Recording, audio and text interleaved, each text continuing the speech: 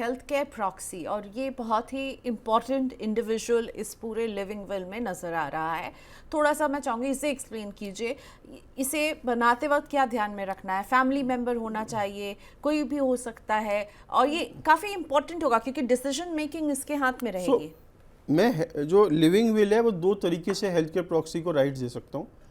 मैं उसको over riding rights दे सकता हूँ पहले, कि हर स्थिति में वो डिसाइड करेगा, या मैं ये कह सकता हूँ लिविंग विल में अगर वो कंडीशन जो मैंने मेंशन करी उसके अलावा कोई कंडीशन हो तो इसका राइट आएगा। तो मेरे पे दोनों ऑप्शन है, वो मुझे डिसाइड करना होगा मैं लिविंग विल में क्या राइट देना चाहता हूँ इस व्यक्ति को। अब किसको आप हेल्थ केयर प्रॉक्सी बना सकते हो? किसी भी एडल्ट को आप बना सकते हो, उसमें कोई ज़रूरी नहीं है कि आपका रिश्तेदार होना चाहिए, ब्लड रिलेशन होना चाहिए, पर आप ऐसे व्यक्ति को सबसे पहले चुनिए जो आपके बारे में, आपके इमोशंस को समझता हो, राइट, जो आपको जानता हो अंदर से, वो आपकी इच्छाओं को जानता हो, वो ये जानता हो अगर ये स्थिति आपके ठीक रहते हुए आती तो आप क्या डिसाइड करते, राइट, तो वो बहुत इंपॉर्टेंट। दूसरा, this person should be younger and healthier than you. इसको आपसे ज़्यादा इसकी उम्र आपको आज की डेट में लगनी चाहिए कि he is more likely to survive me. तीसरा, ये आदमी प्रेशर झेलने लायक होना चाहिए, मेंटली स्ट्रांग हो, बहुत स्ट्रांग हो, क्योंकि उन्हें बहुत टफ डिसीजन लेना है, बहुत टफ डिसीजन देना है। मैं थोड़ा सा हट के बताता हूँ, मैं बहुत सारी ट्रस्ट बनाता हूँ। रिसेंटली मैं एक क्लाइंट के साथ, एक लेडी के साथ काम कर रहा था ट्रस्ट बनाने के, और रात को 12 बजे उनका हॉस्पिटल से मेरे पे मैसेज आया, I might not pass the night, और मेरी ट्रस्ट पूरी नहीं हुई, आप कुछ ऐसा करिए कि ये मैं ट्रस्ट इम्प्लीमेंट कर लूँ क्योंकि मेरे पे बहुत सारे रिस्क हैं। मेरे जैसा आदमी पूरी रात नहीं सो पाया क्योंकि मेरी एबिलिटी टू हेल्प बहुत कम है। सुबह तक मैंने रास्ता निकाल लिया कि टेस्टामेंट्री ट्रस्ट बनाएंगे, वहीं पर इम्प्लीमेंट करेंगे। अगर मेरे ऐसे आदमी को खाली ये ट्रॉमा हो सकता है कि उसकी ट्रस्ट नहीं बन रही, अगर आपके हाथ में किसी का लाइफ और डेथ हो तो आप सोच सकते हैं कितना बड़ा ट्रॉमा है। एग्जैक्टली आप तो रोज ऐसा काम करते हैं और फिर भी ऐसे कॉल्स जो हैं वो आपको विचलित कर रहे हैं। Right. तो ये हेल्थ केयर प्रॉक्सी बहुत ही इंपॉर्टेंट व्यक्ति हो जाता है और उसे बनाते हुए बहुत ध्यान रखना होगा, उसे बहुत और मेंटली स्ट्रांग आप बंदा। दो प्रॉक्सी बनाइए, मैं फर्स्ट चॉइस में सेकंड चॉइस, ओके, राइट, जिससे कि बाई चांस वो पहले वाला डिसीजन ना ले पाए, स्थिति में ना हो, तो आप पे एक बैकअप जरूर होना चाहिए। रतनलाल जी का सवाल है, और रतनलाल जी ने पूछा है, अभी हम हेल्थ केयर प्रॉक्सी की ही बात कर रहे थे और उसी पर जुड़ा इनका सवाल है।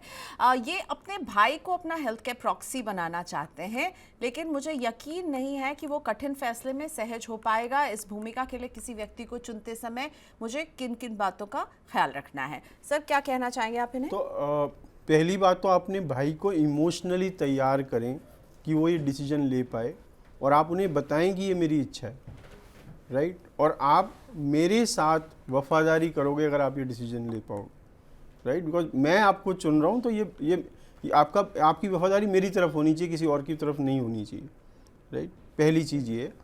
आप दूसरा, आप भाई का ऑल्टरनेटिव भी ज़रूर उस ट्रस्ट उसमें लिविंग विल में अपॉइंट करें कि अगर वो डिसाइड ना कर पाए या वो कह दे जी मैं ये डिसीजन नहीं ले सकता, मैं सेकंड ऑप्शन को ये ऑप्शन दे रहा हूँ, तो वो सेकंड ऑप्शन ज़रूर होना चाहिए, राइट।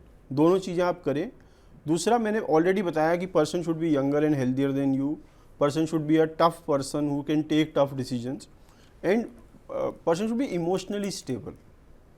तो दो हेल्थ केयर प्रॉक्सी हो सकते हैं, Yeah. जिसमें फिर आपको ये डायरेक्टिव लिखना होगा कि अगर ये फैसला नहीं ले पाए तो ये लेंगे, राइट, ओके। और विटनेसेस ये नहीं होंगे, विटनेसेस नहीं हो सकते, विटनेसेस अलग होंगे, अलग होंगे, हेल्थ केयर प्रॉक्सी अलग होगा और विटनेस अलग होगा। ओके, अगला सवाल सुनील नामदेव जी का लेते हैं। मैं अपनी लिविंग विल में पेन मैनेजमेंट को कम करने की प्रक्रिया से जुड़ी हुई बातों को बहुत स्पेसिफिकली बताना चाहता हूँ, शामिल करना चाहता हूँ, ताकि मेरे जब मैं इस स्थिति में हूँ तो वो डिसीजन जब मैं खुद नहीं ले पा रहा हूँ तो मेरी फैमिली ले सके इजीली। तो मुझे किन पॉइंट्स का ख्याल रखना चाहिए? और ये बहुत इम्पॉर्टेंट है क्योंकि जैसा कि हम लोग बात कर रहे थे, लाइफ सपोर्ट सिस्टम में जाना जितना पेनफुल होता है उनके लिए जो उस सिस्टम के सहारे सांस ले रहे होंगे, उतना ही पेनफुल होता है उनकी फैमिली के लिए, राइट। अब पेन मैनेजमेंट बहुत ही डीप चीज़ है। पेन मैनेजमेंट का मतलब क्या है कि आपको मॉर्फिन का इंजेक्शन दे के आपको सुला दे, is that pain management?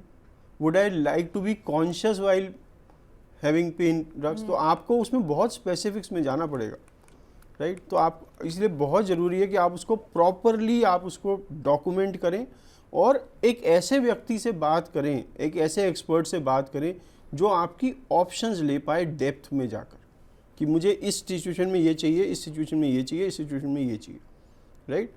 Pain management है इसमें, एक लाइफ केयर है कि किस टाइप की मुझे केयर चाहिए, किस टाइप की फीडिंग चाहिए, राइट। मुझे आर्टिफिशियल फीडिंग नहीं चाहिए ट्यूब से, मुझे आप ग्लूकोज चढ़ाते रहो, I am okay with it, right. तो आप वो भी डिसाइड कर सकते हैं, राइट। आपको डायलिसिस पे जाना है या नहीं जाना, राइट।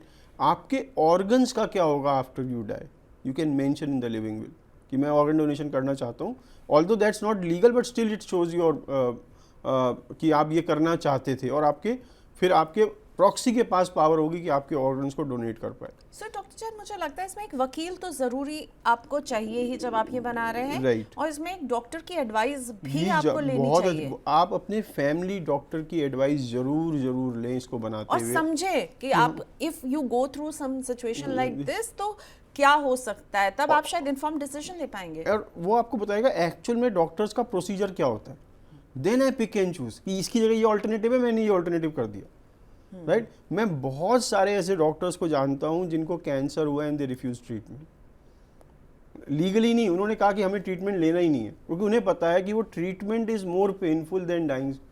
यस, आप बिल्कुल सही कह रहे हैं, मैं भी जानती हूँ ऐसे लोगों को जिसमें ऐसा हुआ है। Doctors, they are renowned doctors who refuse treatment, right. तो दैट मींस वो जर्नी जो है आपकी जो लास्ट जर्नी वो और पेनफुल हो जाएगी, राइट।